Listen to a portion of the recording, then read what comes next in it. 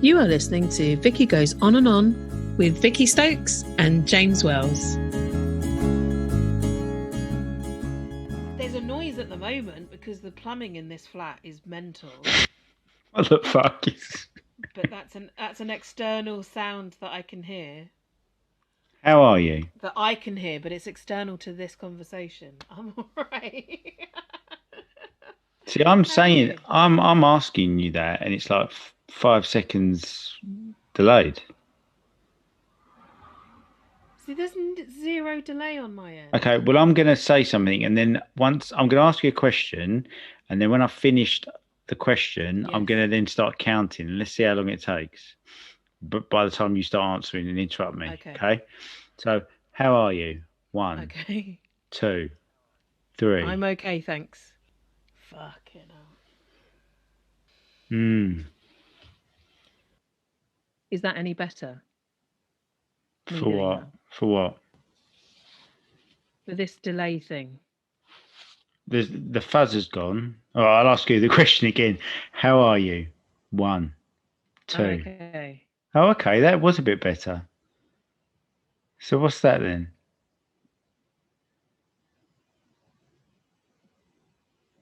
I mean, should we try it and see what happens? Because this is annoying. Oh, hang on, We're gonna lose our fucking wind by this point, and just won't want to bother doing it. I mean, at least we sorted out the. We'll lose our one listener. Have you got a new setup? Is that what it is? Because I know you bought like a camera. No. And I saw your Instagram lady with the fucking screen. I've just. No, that's a different computer. That's a different computer. That's the work one. It should be all right now, shouldn't it? I don't know. You're complaining about a blooming delay. Well, there is. It's quite a 3-second delay, but let's just go with it and see what happens.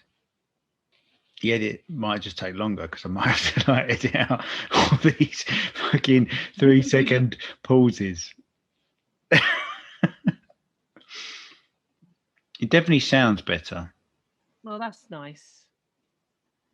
It's good, isn't it, to sound better? Anyway, how are you? What have you been doing? I'm okay. I've not been doing a lot.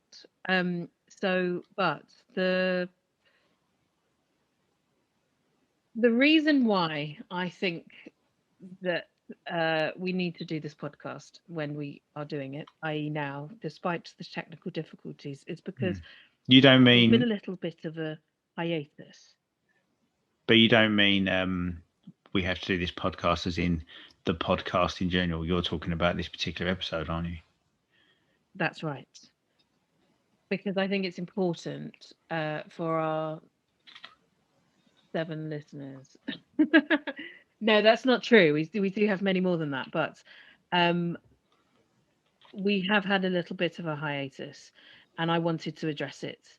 And also because these things can feel like an elephant in the room, and they don't need to, right? So unfortunately, there's been a hiatus because my mum died. So I'm going to try not to cry, but I might get teared up. So although there is a delay for poor James anyway, we're gonna try and work through emotional pauses and make them different to technical pauses. Yeah. So that's why there's been a break in programming. I mean, we could have just lied to everyone and said, "Oh, we're taking a Christmas break," but obviously that wasn't the case at all. We could have, yeah, exactly. Well, we could have done a lot of things, but I think it's really important to not hide from grief or emotions. And we've discussed at great length the importance of feelings and crying, and there's no point in advocating all of that and then not doing it, right? Yeah. So it's over a month. Yeah. I was just going to say it's just a reality, isn't it? So unfortunately, it's a we've always reality for every single one of us. Yeah, and I was just about to say, you and I, regardless of the podcast's episodes and what people have listened to so far, and me and you as individuals and as friends have always been quite, we're quite realists, aren't we? About things, we're kind of the moment, of the situation. This is what's happening. We're not ones to really sugarcoat things. I don't think we're positive people, but I just don't think we're people that sugarcoat things. Yes, and also I think that a lot of people that say that what they mean is they're quite blunt. I don't think that you or I are blunt people, but I consider myself to be, a straight shooter, I suppose. Mm. Like a lot of people you see on these sort of Facebook posts, like, I'll just tell it like it is. No, you're an asshole. And you're just quite rude. That's not saying something like it is. That's just being horrible. Do you know what I mean? Yeah. I remember I was in a class once, and we had to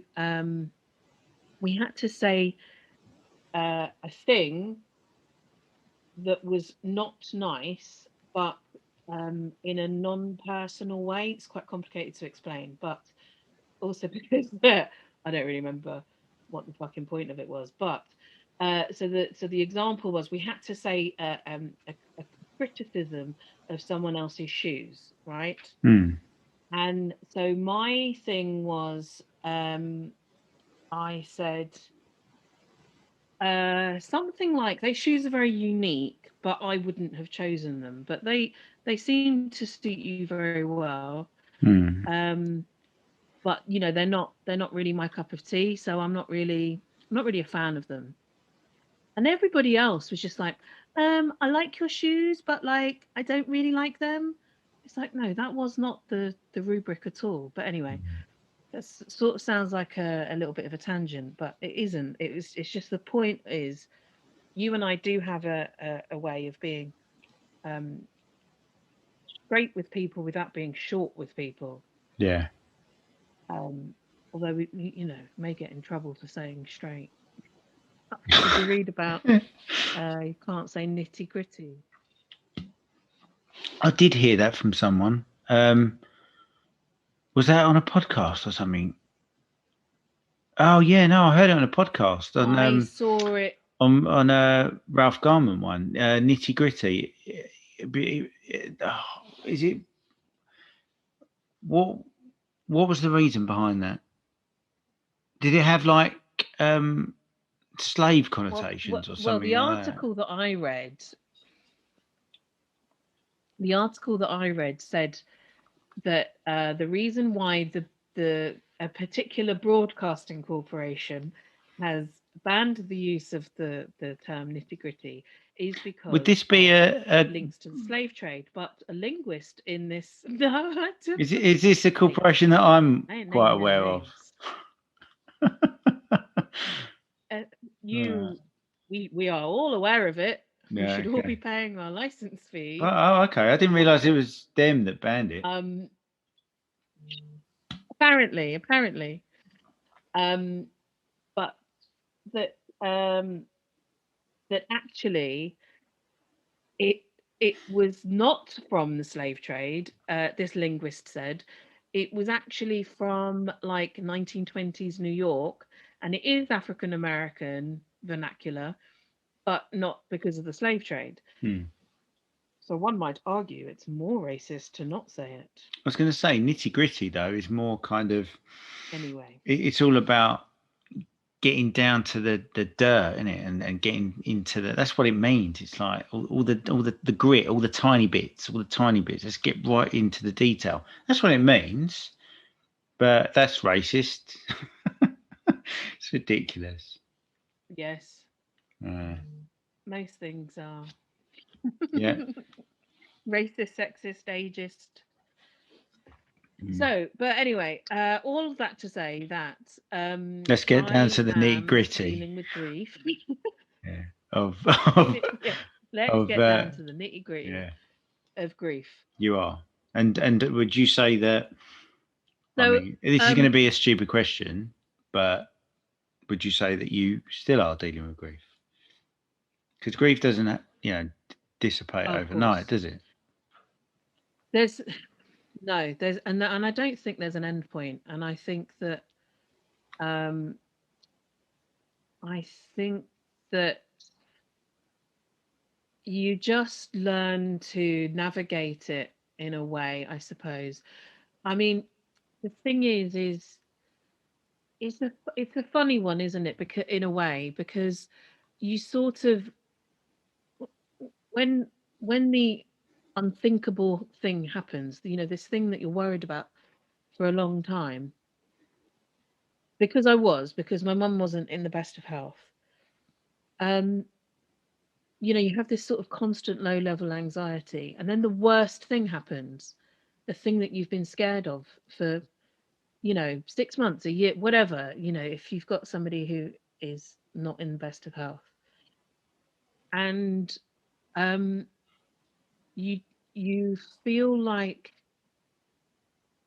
such pain that you just think, I mean, look, I'm really self-aware, right? So even in the middle of the most pain that I felt, I also was thinking this won't last forever, and I just need to do this moment and this moment, and if this moment is full of racking sobs, then it's full of racking sobs. But you physically can't do that for the rest of your life, right?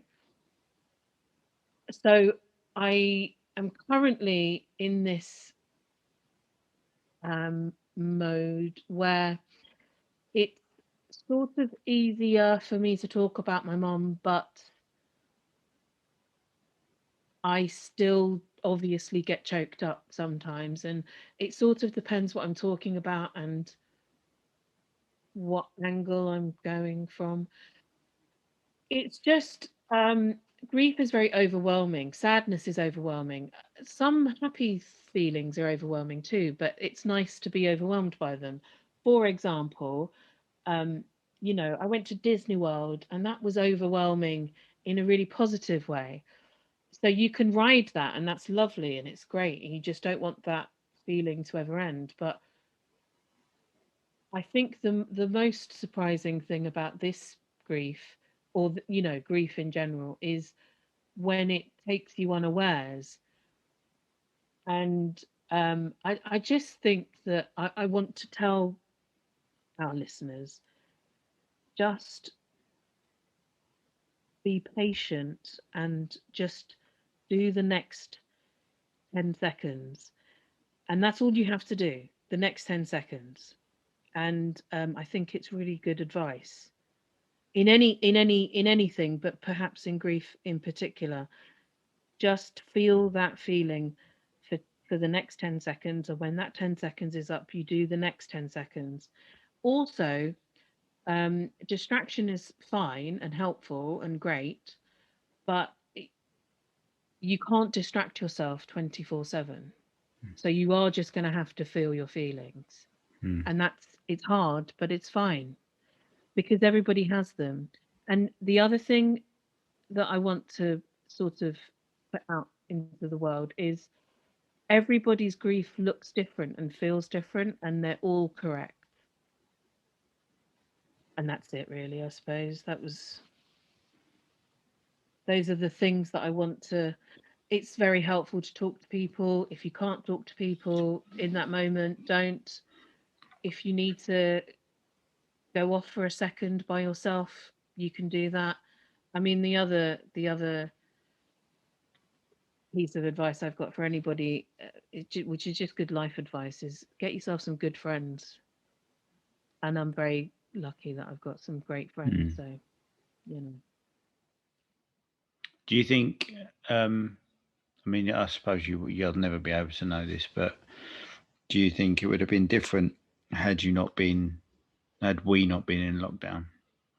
Because obviously I've spoken to you, and I know that, obviously our friends our mutual friends, some of us have been on Zoom calls together, and I know that you've obviously seen other friends via Zoom and stuff. But do you think, to which are in this current climate of being in lockdown, it has been the next best thing? But do you think it would have been any different? Do you think it would have been more helpful to have seen us in person? I don't know. In a way, yes, because I like hugging my friends anyway. Hmm. But in another way, there's a sort of distance that one has to, by the very nature of lockdown, um, has to abide by, right? Hmm. And I suppose it means that maybe this will last longer, but will be less intense. A friend of mine did break lockdown and drove all the way to see me just to give me a hug. Um,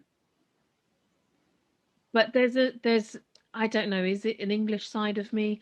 There is an uncomfortableness about hugging somebody when you're sobbing, Hmm. and maybe there's a part of me that is sort of grateful that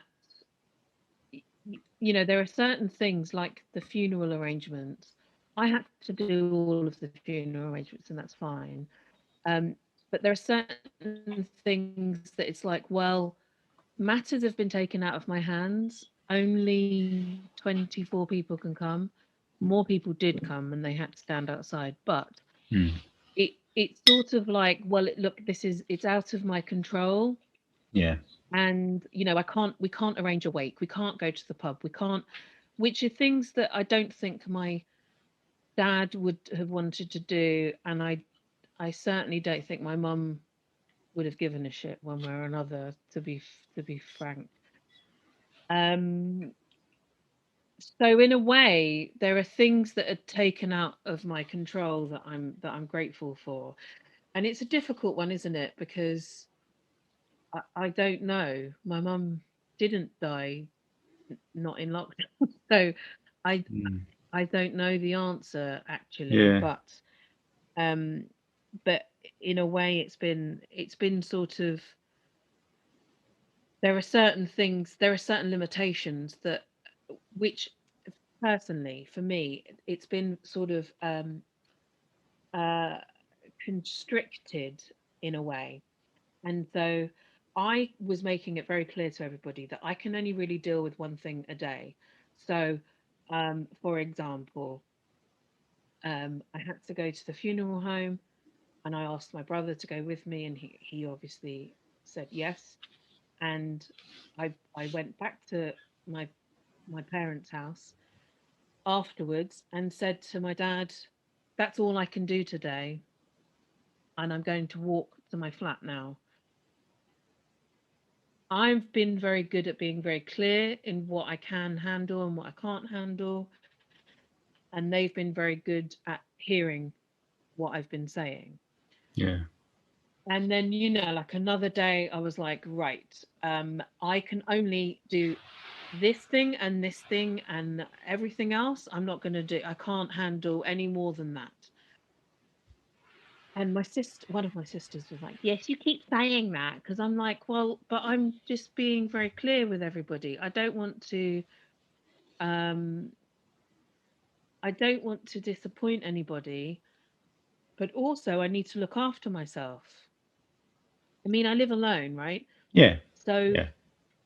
obviously I go to the family home, and that's okay, and I feel warm and supported there.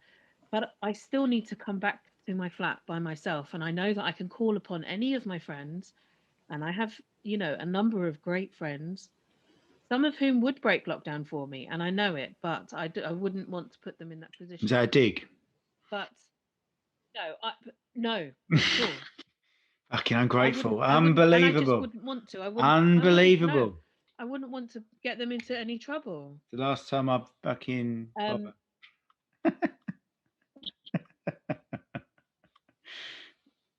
but I do know that there are people who, you know, if I really needed them to, they would come here. You know, I And they don't would mean be it. with You know, I me. don't But mean it. no, I know that. But but my point being that not you can't rely on that, but you can't put that kind of weight on anybody, on anybody.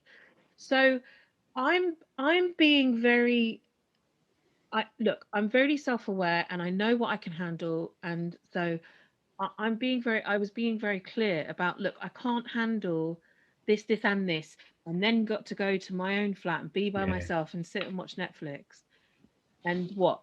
Sob into a pillow. Like, come on. Yeah. You I know what I can handle, and this is like a step too far. However, you delegate some tasks to people and they don't do them right, so you've got to do them yourself anyway. But anyway, my sister was like, yeah, you keep telling us that. And I'm like, well, I keep telling you that because it doesn't seem like everybody's hearing what I'm saying. So this is where I'm being a straight talker with people. I did my best. My dad was happy. I was happy with the decisions that I made at for the funeral. And this is something that I also want to try to broadcast is everybody, as much as we don't want to talk about our own deaths and our own funerals or services, please tell people what you want and what you don't want, because it's not fair to leave it to people when you're not here anymore and they have to guess what you would want. They have to guess what songs you want playing. There are too many decisions that one has to make that you don't want to make because you're just grieving. So So did your mum not have a plan then? can we all just tell everyone? No, no. No. The only thing I knew, because I had spoken to my mum, because I was very close to her, I knew that she didn't want to go back to Spain. Yeah. I also knew that she didn't particularly want a Catholic mass. But she was a Catholic, so we had like a Catholic light. We had a Catholic priest, and he was really lovely. Hmm. And but no, everything else, my mum would literally say, "I don't want to talk about it." Yes, but mum, at some point I'm gonna have to make these decisions, and I did make the right decisions in my opinion. But it should have just been done. Do you know what I Yeah. mean? Yeah. Yeah. People should just. We're all going to die, right? It's the one thing we're certain of, unfortunately. We need to be more upfront with each other Yeah. about that fact. I know it's not a nice thing to talk about. I know it's not really a funny thing to talk about or a light-hearted thing to talk about, but it's a fact. It's going to happen. So at least tell your mates, right, I want this song, then I want this, I want to wear this. Because Yeah. these are all decisions that you're expected to make quickly, really. Hmm. I mean, the funeral was a month, almost exactly a month after my mum had died, which is quite a long time, but actually is not a long time. Also, we had Christmas in the middle, but you know, that's neither here nor there. Yeah. You're too busy. Like, look, basically, forget at least 2 weeks, because all I did for 2 weeks was be dazed and sob and just be like, I don't even. My friends would message me, "Do you want to Zoom tomorrow, or I can give you a ring?" And I said, I don't know. Yeah. Yeah. I mean, that's the simplest answer Like is I literally don't know. taking each day. Yes, Yeah. literally each 10 seconds. Yeah. Because that's about all I can handle. I mean, Yeah. and silly things set you off and you don't realize. I mean, you do realize it. You understand, even though, fortunately, you've not lost a parent. But we're not soulless and evil creatures. Susan's mum died 6 years ago, and it was, it was so hard. And I said to her recently, I'm so sorry if I wasn't, as with you as I could have been or should have been. And she was like, I don't know what you're talking about. You were perfectly great. It's fine. Like, you are fine. I didn't think anything. I didn't think you behaved poorly or anything. But you just, because the outsider doesn't know what it is that the grief-stricken need. But here's the thing: the grief-stricken don't know what they need either. We're just lost. We're dazed and confused and sad. Yeah. And that's, that's okay. We're just sad. Do you think? And it's okay to be sad. It is. I mean, I kind of feel like I'll probably, and I'll, now you've said it, I won't. I'll pull my finger out. But like you saying about your mum not planning anything, like I do get her feelings towards it, because I don't like thinking about it, and I've had problems with my fear of death, especially when I was younger. And it is something that I do ignore. If I get a pang of that fear, I do find something to distract me from doing it. But in turn, that stopped me from, obviously, I mean, we keep meaning to write our wills, and now there's a baby on the way. Definitely need to do that. But, things like that and funeral plans, I don't really want to have to think about it, because I don't plan on going anywhere ever. But do you think grief is like a sister of fear? Do you know what I mean? Like, do you think grief and fear go hand in hand? Yeah, I think maybe fear is such a interesting When it comes emotion, to death, I guess, does grief and fear? I mean, because grief, death is the big. I mean, I know you can grieve many things, but death, when you think of grief, that's one of the first things you think of, isn't it? Death, you know. Oh, and I have a massive problem with death. I'm terrified of it. Yeah. I don't want to think about it. I agree with you, but we also have to be very practical about these things, unfortunately. Yeah. And so, look, I'm not saying, okay, now, the minute that this is finished, you must write your will and also do a funeral service now. I'm just saying, have I'll get the rehearsal out of the way. if it's just here and there. You know what I mean? No, but I know what you mean. You know I what know I what you mean, mean. though? Like, Yeah. I know more than about what my mum wanted, because I spoke to her. Yeah. And we had conversations. And so, for example, even my dad was saying, oh, I was thinking, and then take some of the ashes. My mum was cremated. Take some of the ashes to Spain. And I said, no, she's not interested in that. She was like, my family are here. Yeah. I live in England. I've lived in England for 57 years. I'm here. Yeah. What's in Spain for me, And, and then my dad was talking about the full-on Catholic Mass, and I was like, nope. Mum hated the Catholic Church. She had no time for them. She believed in God. She loved God. She loved Jesus. She loved all of that. But she wasn't, wasn't a fan of Catholicism. But she was not, no. And so I said, okay, look, I've instructed the funeral director to get like a Catholic priest, but to have like a sort of Catholic light service. And I, as I said earlier, I think he did do like the perfect amount of God shit. Are there less calories in a Catholic light service? There's less guilt. No, okay. Same thing. So yeah, probably.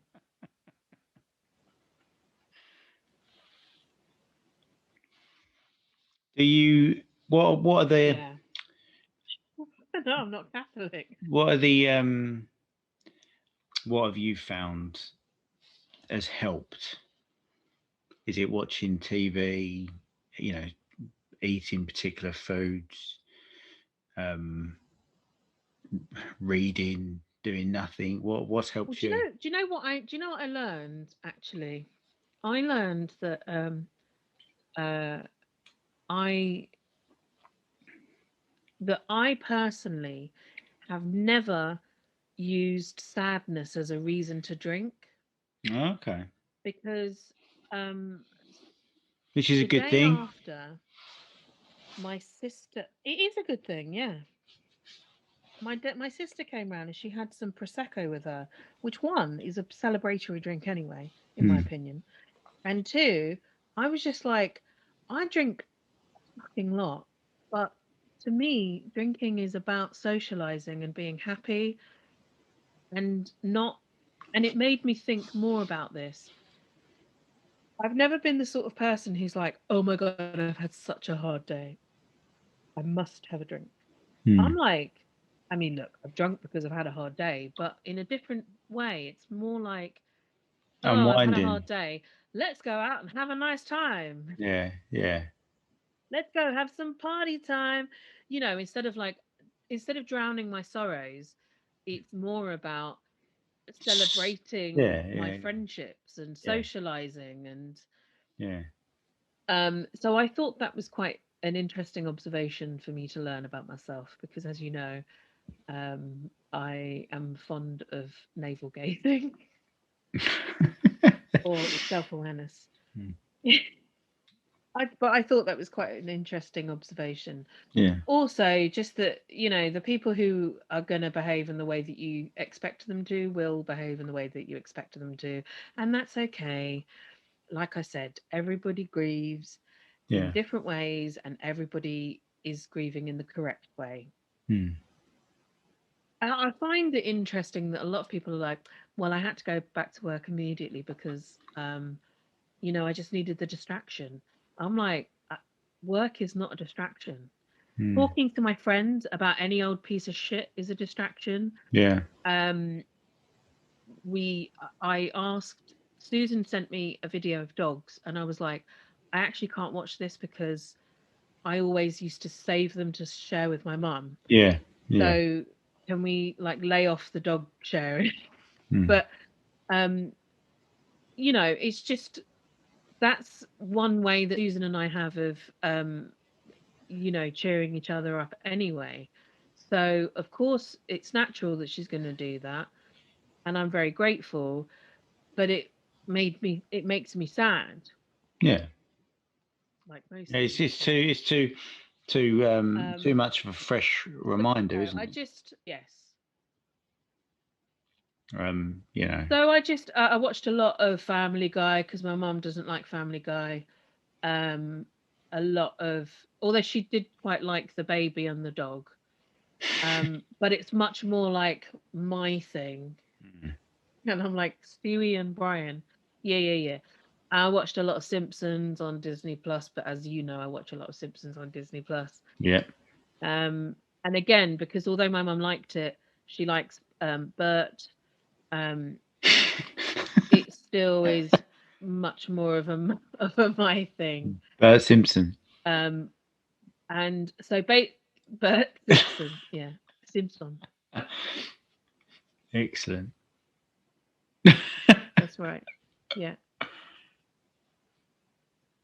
I mean, I suppose, for me, the thing that I sort of found interesting is my everyday life has changed, and some of my family who were also grieving, yeah, but your everyday life hasn't changed. Yeah. So I don't want to hear it from you. Do you know what I mean? I want to hear Mm. it from people who recognize, I suppose, that my everyday life is affected. Yes, Yeah. I don't live there, but I'm sort of there emotionally all the time, and I go around 2 or 3 times a week.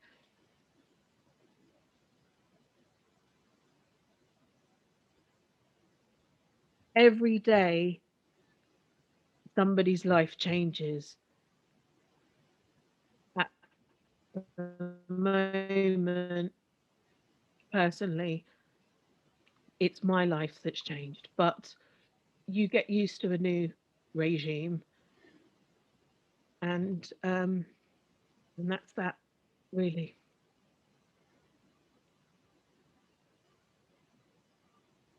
Next point. Did your I don't suppose your mum ever listened to this, did she?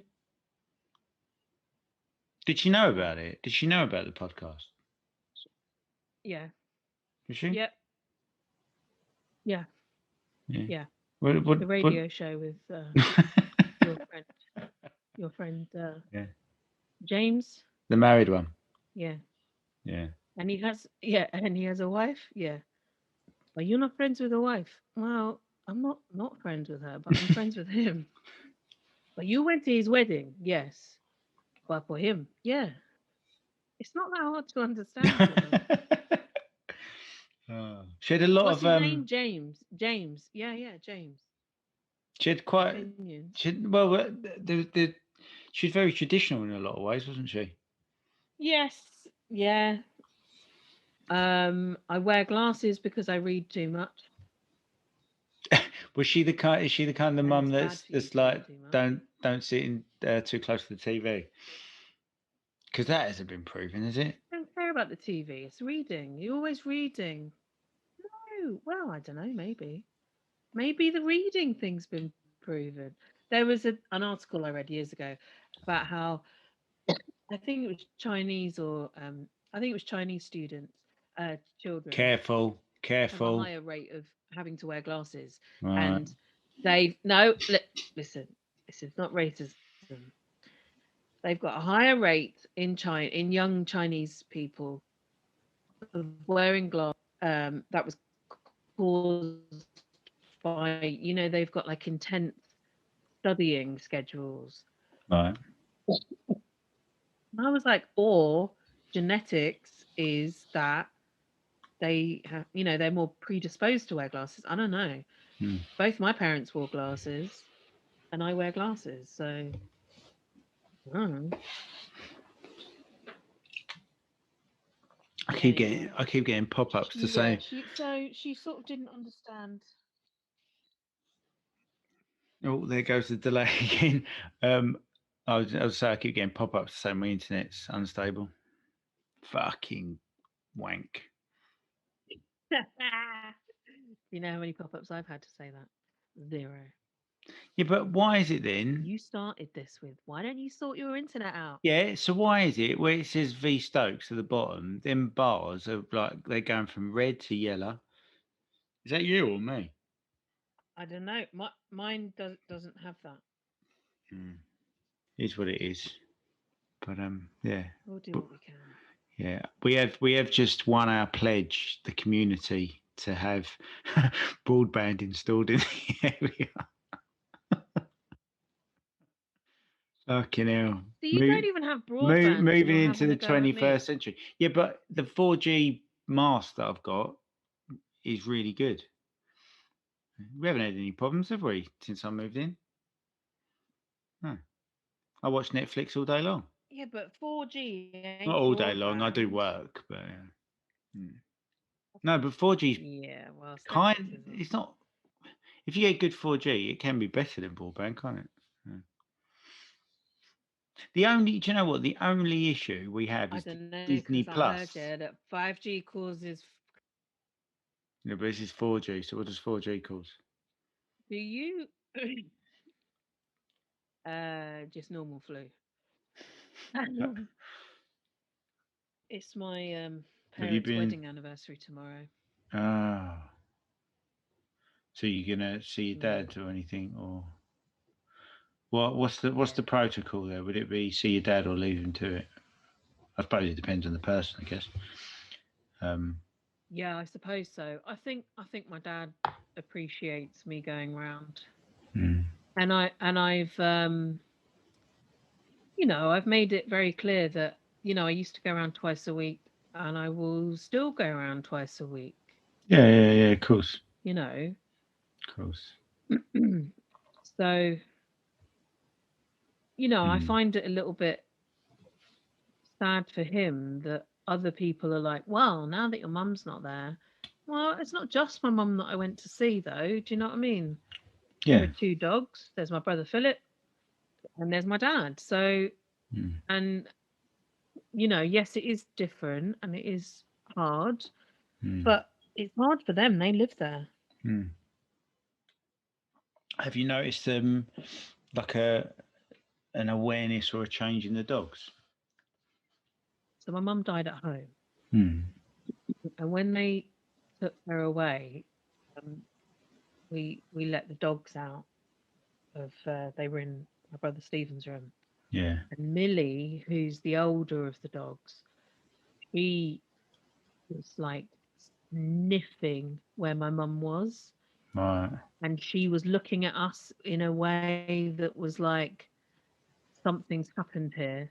Yeah. I mean, the other one's just a dopey little motherfucker. Mm. So she's like bang, bang, bang with her stick tail. Yeah. But the other one, she knows something's happened, and she has been much more uh, downbeat, I suppose. Like every time my mum went into hospital, Millie and Sky would be very like, I don't want to sort of humanize them, but they would be something changes in them. Yeah. And Millie currently is very sort of more serious than she has been. Um, so she knows that we're sad, and she knows that mum is no longer there. And as Mm. I say, she was really smelling where my mum had been. And I think Yeah. she sort of, in a dog way, knows that some shit went down. Yeah. Well, and that's the thing. I know you were saying about, It's interesting in a lot of ways. but I know you were saying about you don't want to humanize dogs and stuff and animals, I guess. But I think it goes back to. I mean, they are. I do think dogs are smart anyway. But I think it goes back to what you were saying earlier on about routines and the change of routine and um, the big change and having to lead a different life and that goes for you, that goes for your dad, but it will go for your pets as well to a certain extent, won't it? Because you know um, there's something amiss, isn't there, Absolutely. for them? There's something different in the house which they're going to have to get used to, and they can't vocalize that and they can't put their finger on what it is, but it's still a change, it's still a difference. um yeah. So, and I guess Absolutely. unless and your mum was not this person at all, but unless you are unfortunate not to have any friends or family and die alone, I guess to an extent is the Mm. one consolation of grieving when it is in a family such as yourselves, is that you don't have to do it alone. That Yes. you can Yeah. feel like you're. I mean, because I mean, Yeah. I've been there. I've not been there with a parent, but I've been there with grandparents several times. And Mm. the last one was only a few years ago. Um, but Mm. um, yeah, you do feel totally alone through grief. But ironically, again, if you're in that kind of family, you're not, are you? You're not alone. You're alone in that grief. You're alone with your own thoughts, but in that Yeah. situation, It's a funny one, isn't it? yeah, Because yeah, because you are alone in your grief, because you are the only person feeling the way that you do. yeah, That's not to say that others aren't grieving like you are, but you literally whether, I mean, to be fair, whether you're happy or sad, you are the only person feeling your feelings, right? yeah, um but Yes, I mean, it is true that there are, you've got family around you, but more than that, I feel a sense of, kinship with my friends and with sort of the community as well. When the hearse came, lots of our neighbours had lined up on the street, which I think Oh. meant a lot to my dad and certainly meant a lot to me. And I'm very um, grateful to those people. Mm. Um, and so, even if you die alone, actually, there is probably somebody out there who will miss your presence, unless you are a complete like hermit recluse, and then it's different, isn't it? And Yeah, of course, of course. but certainly in London, it's very hard to be. Well, I don't know. Is it? Maybe not. What did you do Christmas Day? Did you go to your dad's? Yes. Yeah.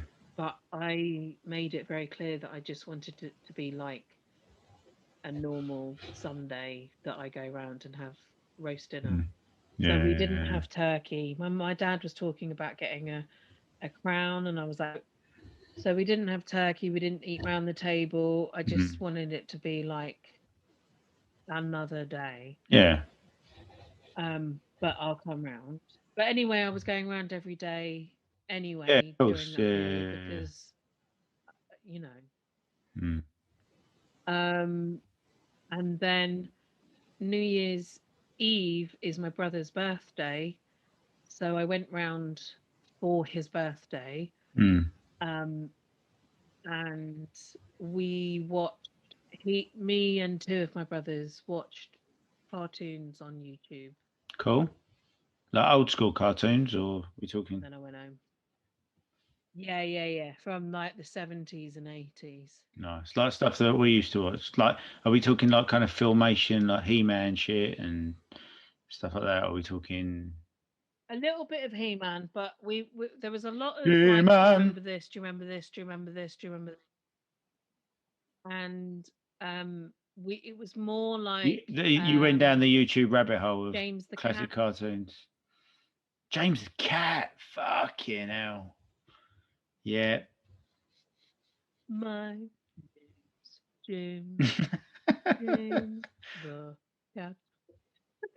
It was simpler times. And then I watched like it was simpler times. I watched a lot of Murren Butch Danzinger, which is amazing and a little bit depressing. So maybe don't watch that. I love Murren Butch Danzinger. He was on Channel 4 and he drank vodka. Nice, nice. I got some Ren and Stimpy socks for Christmas, which I was quite happy with. It's a little bit newer, but I was never impressed with Ren and Stimpy. fucking hell. All right, well, I need to pee, so Yeah, I was going to say, do you mind if I call it early tonight? Because I've got to be up early because I've got chimney sweep coming tomorrow. Don't laugh. It's, it's a thing. It's still a thing. Barney's coming tomorrow to sweep my chimney. Barney the Chimney Sweep. Yeah. So, and he's coming early. He texts me. Okay. So, he did text me. So I need to go. He's not from Victorian London. He Victorian did text me. So, on his steampunk mobile phone. Chimney, I can't believe it. Yeah. You've got a chimney sweep coming in the morning. I might buy some chocolate. Do it. The shop's only there. Do it. What's the chocolate of choice? What's the go-to? I might get a Lion bar. I haven't had Oh, a Lion. fucking yeah! Never have I. Go for it, girl. Go on. Yeah. Yeah, I might do that. Yeah. Yeah. Go for it. Yeah, I might do that. All right. All right. Well, good night, my friend. I love enjoy you your very Lion much. bar. Love you too. Enjoy Barney. Enjoy Barney. Barney the sweep. Yeah. All right. Love you. Love you. Bye-bye.